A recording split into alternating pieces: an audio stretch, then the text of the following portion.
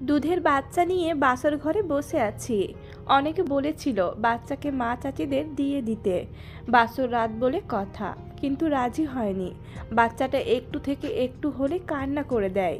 যে শান্ত করতে পারত সে এখন আমার ওপর সব দায়িত্ব দিয়ে কবরে আরাম করে ঘুমিয়ে আছে। হ্যাঁ, ঠিকই ধরেছেন, এটা আমার দ্বিতীয় বিয়ে। আমার এখনের স্বামীর নাম ফারাবি। ঘরোয়াভাবেই বিয়েটা হয়েছে। আজ আমাদের আত্মীয় স্বজন বেশি নেই, গোটা 20 লোক হবে এসেছে। মাত্র আমার মেয়েটা ঘুমালো। একটু পরেই ফারাবি এসে ঢুকলেন রুমে। দরজা মারলেন নিঃশব্দে। আমি পা দুটো আরও গুটিয়ে নিয়ে মেয়েটাকে আরেকটু জোরে জাপটে ধরলাম। তিনি এসে বসলেন আমার কাছে। আমি মাথা নিচু করে মেয়ের দিকে তাকিয়ে আছি। কতক্ষণ নীরব থাকার পর তিনি বললেন, জানেন তো আমাদের দুইজনেরই এটা দ্বিতীয় বিয়ে। আমি মাথা নাড়লাম। তিনি তাচ্ছিল্যের সুরে বললেন, কেন আমার দ্বিতীয় স্ত্রী ছেড়ে গেছে এটা জানেন? আমি আবারও হ্যাঁ সূচক মাথা নাড়লাম।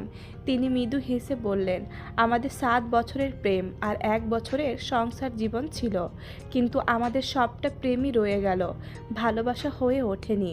আমি তাকে মাতৃত্বের সুখ দিতে পারবো না জেনেই ছেড়ে চলে গেল। আমি চুপ করে রইলাম। কি নাম ওর? মাইসা।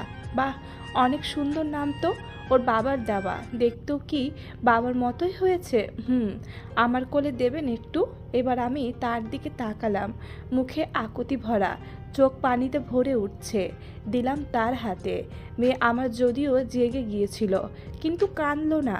ফারাবি খেললো কতক্ষণ তার সাথে, আর মাইসাও হাসছে। আমি অবাক হয়ে তাদের দিকে তাকিয়ে আছি। তাকে মেহরাজ আমার প্রাক্তন স্বামীর মতোই লাগছে। খেলা শেষে ওকে কোলে নিয়ে ঘুম পাড়াতে পাড়াতে বললেন, জানেন আমার মেয়ের খুব শখ ছিল। নূপুরকে বলতাম আমরা মেয়ে নেব, কিন্তু বুঝতেই পারিনি সে ক্ষমতা আমার নেই।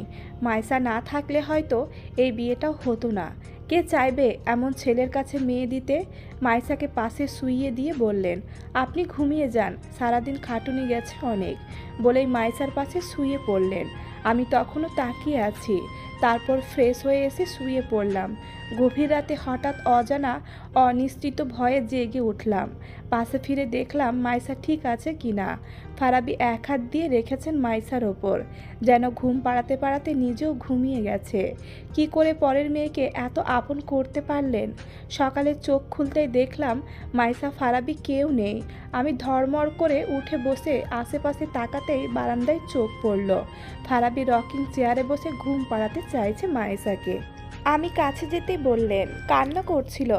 আপনার ঘুম ভেঙে যাবে দেখে এইদিকে নিয়ে এসে ঘুম পাড়াতে চাইছিলাম।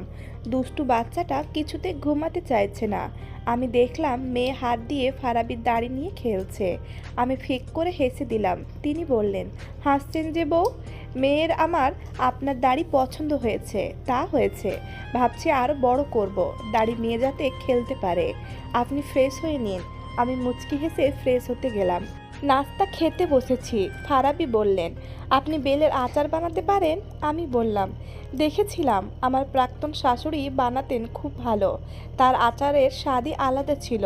তিনি রুটিটা ছিঁড়তে ছিঁড়তে বললেন, আমার বেশ প্রিয় বেলের আচার, ঝোলটা আরেকটু দেব? দিন, আপনার রান্নার হাতও বেশ ভালো।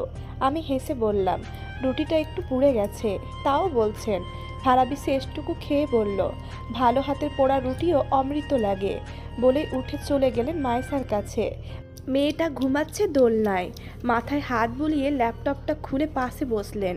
পরদিন থেকে অফিস। মাত্র 3 দিনের ছুটি নিয়েছিলেন। বলতে গেলে পেয়েছেন আর কি।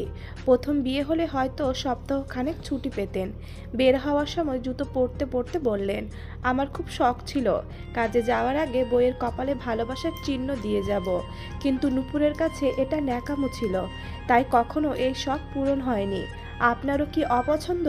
আমি লজ্জায় নিচের দিকে তাকিয়ে না বোধক মাথা নাড়ালাম। তিনি হেসে আমার কপালে চুমু এঁকে দিলেন, তারপর বেরিয়ে গেলেন। রান্না করতে করতে মেহরাজের কথা অনেক মনে পড়ল। মেহরাজেরও বেলের আচার অনেক প্রিয় ছিল।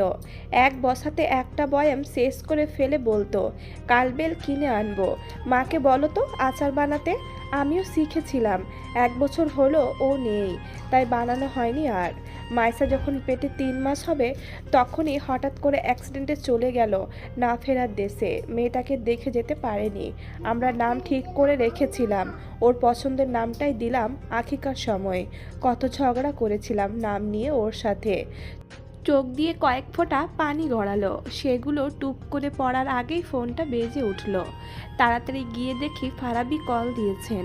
ধরতেই বললেন, কি করছেন? নাক টানছেন যে, কাঁদছিলেন নাকি? আমি নাকটা মুছে নিয়ে বললাম, পেঁয়াজ কাটছিলাম। ও, রান্না করবেন তাহলে? আমার মেয়ে কি করে? খেয়ে দিয়ে ঘুমাচ্ছে এখন। আমি তো দুপুরে এখানে লাঞ্চ করি। আপনার অসুবিধা হবে না তো? না, সমস্যা নেই, আপনি খেয়ে নেবেন। আপনিও কোনো ফাঁকিবাজি যাতে না করেন। খেয়ে তারপর কাজ থাকলে করবেন। আচ্ছা, রাখছি তাহলে। ফারাবি ফোনটা কেটে দিলেন। আমি রান্নাঘরে যেতে যেতে ভাবলাম, দুইজন মানুষ কি করে একই হয়। রাত 8টায় বেল বাজলো। আমি মাইসাকে কোলে নিয়ে টিভি দেখছিলাম।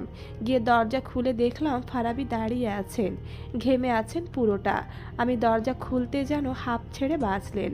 সোফায় বসতেই ফ্যান ছেড়ে দিয়ে 1 গ্লাস পানি এনে দিলাম। সেটা খেয়ে ফ্রেশ হতে গেলেন। আমি সোফায় বসে আছি। তিনি ব্যাগ থেকে 5টা বকুললতা বের করে বললেন, আম্মুর কাছে শুনেছি আপনার নাকি বকুল পছন্দ, তাই আনলাম।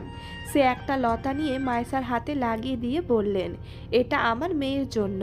বাকি 4টা লতা আমার খোপায় লাগিয়ে দিয়ে বললেন, আর এগুলো আমার মেয়ের আম্মুর জন্য। আমি লজ্জায় মুচকি হাসলাম। তিনি বললেন, লজ্জা পেলে আপনাকে দেখতে বেশ সুন্দর লাগে। 7 মাস চলছে আমাদের সংসারের। ফারাবি বেশ খেয়াল রাখেন। আমার টুকটাক ভালো লাগাগুলো তিনি বেশ গুরুত্ব দেন। আর মাইসা বলতে পাগল। মেয়েটাও বাবার কোলে কোলে ঘুরে বেড়ায় যতক্ষণ বাসায় থাকে। অফিসে গেলেই মেয়ের কি কান্না। এখন হাঁটতে পারে একটু আধটু। কলিং বেলের শব্দ পেলেই সব ফেলে বসার ঘরে চলে আসে বাবার কোলে ওঠার জন্য। ভালোই কাটছিল। এরই মধ্যে হঠাৎ তার প্রাক্তন স্ত্রী এসে হাজির। আমি তখন রান্নায় ব্যস্ত, প্রায় শেষ। জুম্মার নামাজ পড়ে এসে মেয়েকে নিয়ে খেলা করছিলেন তিনি। তখনই কলিং বেল বাজলো। দরজা খুলতেই নূপুর এসে ঢুকলো। ফারাবি চুপ করে চেয়ে আছে তার দিকে। নূপুরকে বেশ বিধ্বস্ত লাগছে। ঢুকেই ফারাবির দিকে কাঁদো কাঁদো হয়ে এগিয়ে এসেছিল জড়িয়ে ধরার জন্য।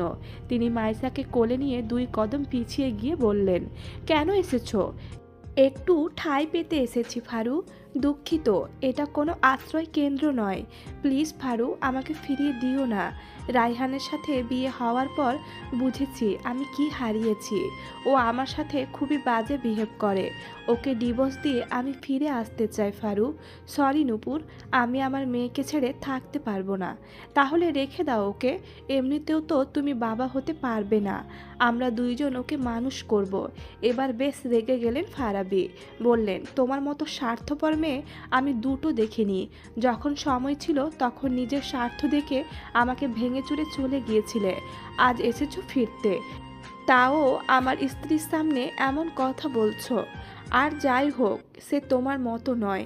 আমি বেশ সুখে আছি। তুমি সুখে নেই, এটা তোমার সমস্যা। এখন আসতে পারো। তোমার মতো মানুষের ছায়া আমার সুখের সংসারে পড়ুক আমি চাই না। চলে যাও। নূপুর অনেক কাকুতি মিনতি করতে চেয়েছিল, কিন্তু ফারাবি সুযোগ দিল না। তাকে গলাতে না পেরে হতাশ হয়ে বেরিয়ে গেল নূপুর। বিকালে বারান্দায় মাইসাকে নিয়ে দাঁড়িয়েছিল। হঠাৎ আমার হাত ধরে বলল, আমার সাথে এসো তো। ছাদে নিয়ে গেল। দেখলাম রংধনু উঠেছে, অনেক দিন দেখা যায় না। তিনি আমার হাত শক্ত করে ধরে বললেন, মেহরাজ ভাই আমার জন্য রত্ন রেখে গেছেন। এই রত্ন আমি হারাতে চাই না আয়েশা। বলেই মাইসা আর আমার কপালে চুমু এঁকে দিলেন।